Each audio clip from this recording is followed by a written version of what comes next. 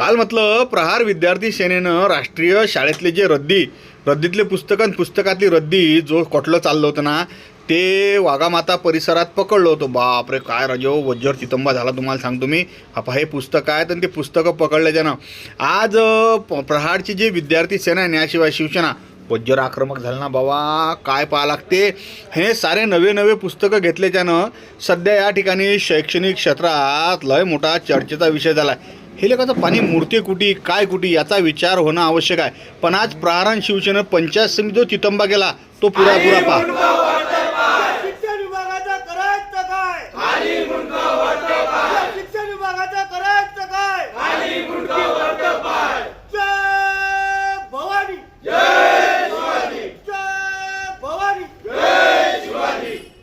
राष्ट्रीय शाळेचे मुख्याध्यापक आणि शिक्षक निलंबित राष्ट्रीय शाळेचे मुख्याध्यापक शिक्षक निलंबित म्हणजे शासनाचे पुस्तकं त्यांनी घेतले तुमच्याकडून नेले तुमच्याकडे रेकॉर्ड असेल त्याचं? हो रेकॉर्ड आहे बरोबर। आणि ते पुस्तकं दिवसा ढवळ्या त्यांनी प्रत्यक्ष विकले तर विकले भंगारमध्ये विकले। म्हणजे जे विद्या आपण विद्यार्थ्यांना देतो त्या विद्येचा सर्व पहिला त्यांनी अपमान केला बरोबर आहे। आणि प्रत्येक शिक्षकाला प्रचंड पगार आहे आणि एवढ्याशा गोष्टीसाठी एवढा हलकटपणा जर करत असतील तर तुमचे जर कमांड पाहिजे साहेब, तुमची तपासणी पाहिजे। दुसरी गोष्ट माझं ऐकून घ्या, त्या लोकांना तुम्ही जे पुस्तकं दिले हा चालू अभ्यासक्रम आहे आणि चालू अभ्यासक्रम हा 2 वर्षापर्यंत बदलत नाही। त्याच्या पूर्वीचा जो सिलेबस आहे त्यांच्याकडे पुस्तकं होते, त्याच्यापूर्वीचा तुमचा विस्तारित देवराय असेल त्यानं त्याचा रेकॉर्ड घ्यायला पाहिजे। तुमचे पुस्तक आहेत काय बरोबर, जर असतील तर तुम्ही पुस्तकं द्यायला नाही पाहिजे, जर नसतील तर द्यायला पाहिजे आणि दिले असतील तर त्यांना विद्यार्थ्यांमध्ये पोचले पाहिजे। आणि असं नसताना त्यांनी रद्दीत पुस्तकं विकणे आणि एक मुसलमान समाजाचा मनुष्य त्याच्याकडे रद्दीत देणे म्हणजे हे जे कॉर्पोरेट जनता म्हणजे आंदोलन चालू आहे त्याच्या बरोबरीतच हा विषय आहे। शिक्षणापासून लेकरांना वंचित ठेवणे आणि एवढे मोठे चांगले पुस्तकं विकून टाकणे म्हणजे हा किती मोठा प्रकार आहे। महाराष्ट्र राज्यातला ही पहिली वेळ असेल की नवीन पुस्तकं विकणे, विद्यार्थ्यांना शिक्षणापासून वंचित ठेवणे हा त्यांचा मुख्य उद्देश आहे। आमचं असं म्हणणं आहे की कोणत्याही परिस्थितीत 7 दिवसाच्या आत जर हे शिक्षण निलंबित झाले नाही तर आम्ही कायदा हातात घेऊ कुठल्याही परिस्थितीत। सर त्यानंतर दुसरा विषय असा आहे की तुमच्याजवळ शाळेची रिक्वायरमेंट आहे, किती शाळेची रिक्वायरमेंट आहे तुम्हाला पुस्तकाची आदर्श विद्यालय भुगाव इथं अजूनही पुस्तक तुमची पोचले नाही। असं असतानाही जर इथं पुस्तकं जास्त गेले आणि हिंसत असतील तर हे कालचा जो प्रकार झाला आणि तुम्ही सुद्धा तुम्हाला हे बोलू आपण आमचा एक माणूस त्या समितीत तुम्ही समितीत नाही नेमता येणार आपल्याला, पण तिथे उपस्थित चौकशी राहील, ज्यावेळेस चौकशी राहील त्यावेळेस तिथे उपस्थित होऊ आणि सगळ्यांच्या पारदर्शकपणे चौकशी त्याचाही अहवाल पाठवून देऊ। याचा तर आपण आजच पाठवणार आहे, परंतु परत एक चौकशी तुमच्या तक्रारीच्या अनुषंगानं एक करू आपण सविस्तर आणि त्याच्यामध्ये किती शिक्षक दोषी आहे, पहिल्यांदा मुख्याध्यापक दोषी आहे, मुख्याध्यापकावर कारवाई करू।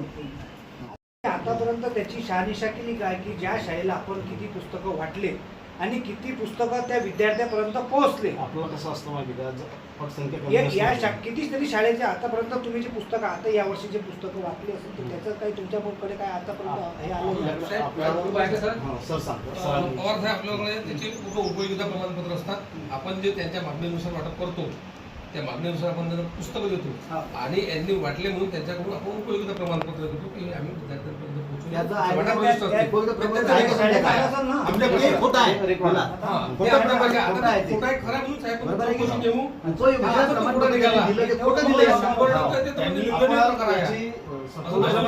त्यांची पटसंख्या समजा 50 आहे आणि तुम्ही 50 पुस्तकं त्यांना उपलब्ध केले, पण तिथं गेल्यावर त्यांना 40 लोकांना वाटले ना। हे 10 म्हणजे कुठं आहे तर आपण आले मग हे पुस्तक आले नाही या पुस्तकांची 225 पुस्तकं 215 225 आहे नाही 217 पुस्तक आहे। ठीक आहे, 215 हे जे पुस्तकं त्याच्यामध्ये आढळून आले या संपूर्ण प्रकरणाची आपण चौकशी लावणारच आहोत। आणि विशेष म्हणजे काल सोबत अचलपूर शिक्षण अधिकारी श्री खरात सर हे बरोबर नाही ना, कोटला बरोबर पुस्तक होते बरं रद्दी होती ठीक आहे, पण नवीन सिलेबसचे पुस्तक होते या संपूर्ण विषयावर वरिष्ठाकडे कोणत्या प्रकारची तुम्ही आता पाठपुरावा करून शाळेवर कारवाईची तरतूद करत आहे? वस्तुस्थिती जी काय आहे ती सर्व आपण यांचा पंचनामा वगैरे केलेला आहे काल. त्यामध्ये जे काही आपल्याला चालू सत्राचे जे काही पुस्तकं आढळून आले आहे सिलेबसचे, तर या बाबतीत आपण विषयनिहाय वर्गनिहाय पुस्तकं जी आहेत त्यांची यादी तयार केलेली आहे. त्याचबरोबर मुख्याध्यापकांचं आपण स्टेटमेंट घेतलेलं आहे, त्या ठरावाची कॉपी घेतलेली आहे आपण. त्यानंतर तक्रारकर्त्यांचं निवेदन घेतलेलं आहे आणि आपला जो पंचनामा आहे त्याच्यावर तक्रारकर्त्यांच्या पण स्वाक्षरी आहे, आमच्या कार्यालयातल्या कर्मचाऱ्यांच्या पण स्वाक्षरी आहे. हा वस्तुनिष्ठ जो अहवाल आहे आपण वरिष्ठांकडे पाठवणार आहे आणि पाठपुरावा करणार आहे की जेणेकरून या प्रकरणामध्ये न्याय भेटला पाहिजे संबंधितांना.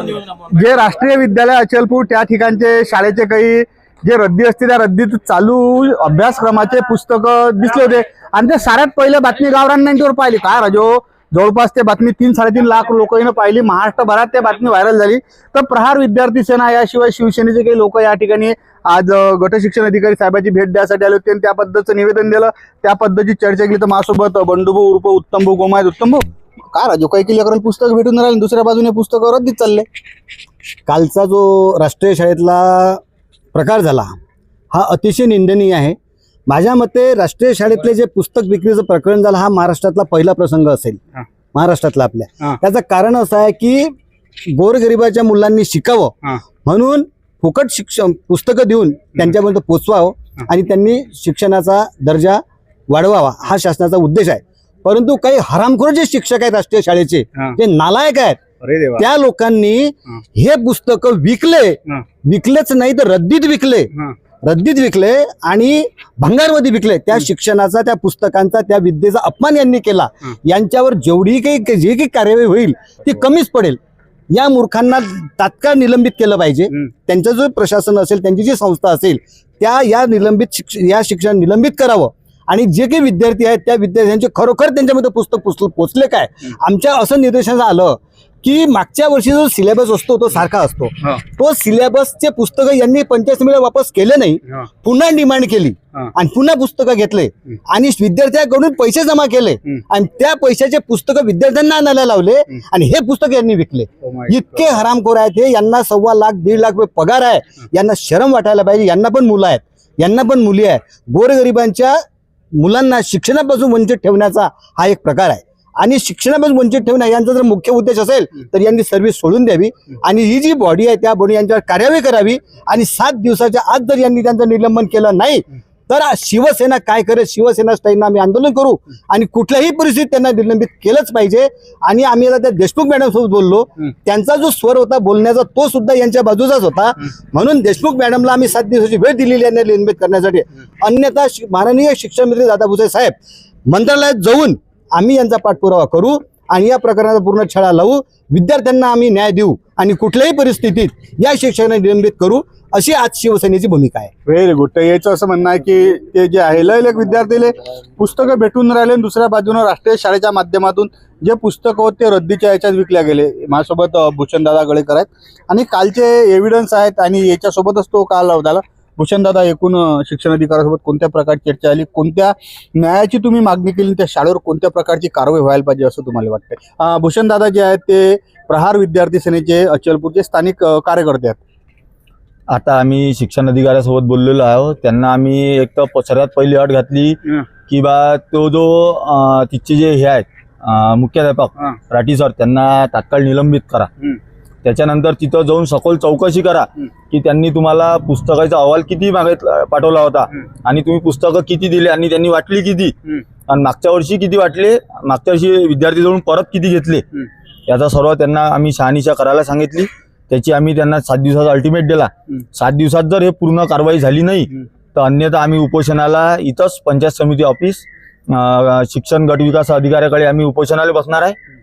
त्यानंतर इथं गट विकास अधिकाऱ्याजवळ बाकी शाळेच्या रिक्वायरमेंट असताना ग्रामीणच्या त्यांना पुस्तकं पोचली नाही आणि ते त्यांना पुस्तकं नाही पोचली असताना यांनी राष्ट्रीय शाळेच्या मुख्याध्यापकांनी हे पुस्तकं विकण्याचा हा जो प्रकार आहे हे अतिशय निंदनीय प्रकार आहे. याच्यावर आम्ही तात्काळ त्यांना निलंबित करायची कारवाई मागितली आहे तर ते त्यांनी करतो म्हणे. तर एकूण हा सारा तितंबा आहे. काय राजू, मी पाहिलं ना, काय कोटलोवर पुस्तक होते, जवान कोरे पान एकदम हाते लागेल नाही, धक्का लागेल नाही असे पुस्तक होते. काही रद्दी होती आणि चालू अभ्यासक्रमाचे पुस्तक होते. हे स्वतः त्या ठिकाणी माझ्यासमोर उपस्थित असणाऱ्या शैक्षणिक अधिकारी आहेत त्याने हे केलं. तर प्रितेश दादा अवघड आहेत. प्रितेश दादा थोडक्यात सांगा की कोणत्या प्रकारची तुम्हाला कारवाई अपेक्षित आहे शिक्षण अधिकाऱ्याकडून याशिवाय गट विकास अधिकाऱ्याकडून? काल आमच्या प्रहारच्या विद्यार्थी संघटनेने जे स्वतःच्या जीवाची पर्वा न करता त्या गाडीला अडवलं आणि ते पुस्तकं त्यामध्ये जे काही समजा आढळली तर ते पुस्तकं या चालू सत्रातील पुस्तकं होती. शिक्षकांना आणि मुख्याध्यापकांना एवढी खाळ पडली असावी की त्यांनी 6-7 हजार रुपयात हे पुस्तकं विकले. 7,000 रुपये. 7,000 रुपयात पुस्तकं विकून ते एकंदरीत त्याचा पैशाचं ते काय करणार होते त्या 7,000चं ते त्यांना माहीत.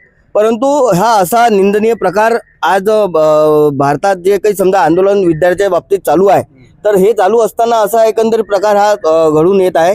आम्ही गट शिक्षण अधिकारी यांना एक कडक त्यांना इशारा दिलेला आहे की त्या मुख्याध्यापकाचं निलंबन, त्यानंतर त्याच्यावर FIR, त्यानंतर तिथले जे काही शालेय पोषण आहारची जे काही समजा खिचडी ते विद्यार्थ्यांना जे काही समजा दिली जाते आणि तो जो ठेका आहे तो बंद होऊन आज 4 महिने झाले, परंतु तरी पण तो जो ठेकेदार आहे तो सर्व शाळांना त्याची बातमी नंतर करू ना, म्हणजे कसं आपल्याला कंटेंट दुसरा होते ना. तर ते जे तो जो सगळा प्रकार आहे हा संपूर्ण शिक्षणाच्या विरोधात जो चालत असलेला जो प्रकार आहे तो आज आम्ही BO समोर आज मांडलेला आहे. 7 दिवसाचा वेळ त्यांना आम्ही दिलेला आहे. 7 दिवसात जर त्यांच्याकडून जर अपेक्षित कारवाई झाली नाही तर आम्ही शिवसेना आणि प्रहार संघटनेच्या वतीने त्यांना धारेवर धरू. त्या ठिकाणी एक उग्र आंदोलन या ठिकाणी आम्ही करू. तर या ठिकाणी तुम्ही जर पाहिलं तर प्रहार विद्यार्थी सेना याशिवाय शिवसेनेचे काही पदाधिकारी आले होते. त्यानं शिक्षण अधिकारी साहेबांसोबत चर्चा केली आणि सांगितलं की बा हे बरोबर नाही. आणि मी काल पुरा बातमी तुम्हाला दाखवली आहे. या संबंधित विभागावर आता येणाऱ्या कालखंडात वरिष्ठाकडून कोणत्या प्रकारची कारवाई ते काय माहीत, पण झालेलं प्रकरण अत्यंत निंदनीय आहे. अशा पद्धतीचं वक्तव्य या ठिकाणी प्रहार विद्यार्थी सेना आणि शिवसेनेच्या कार्यकर्त्यांनी केलेलं आहे.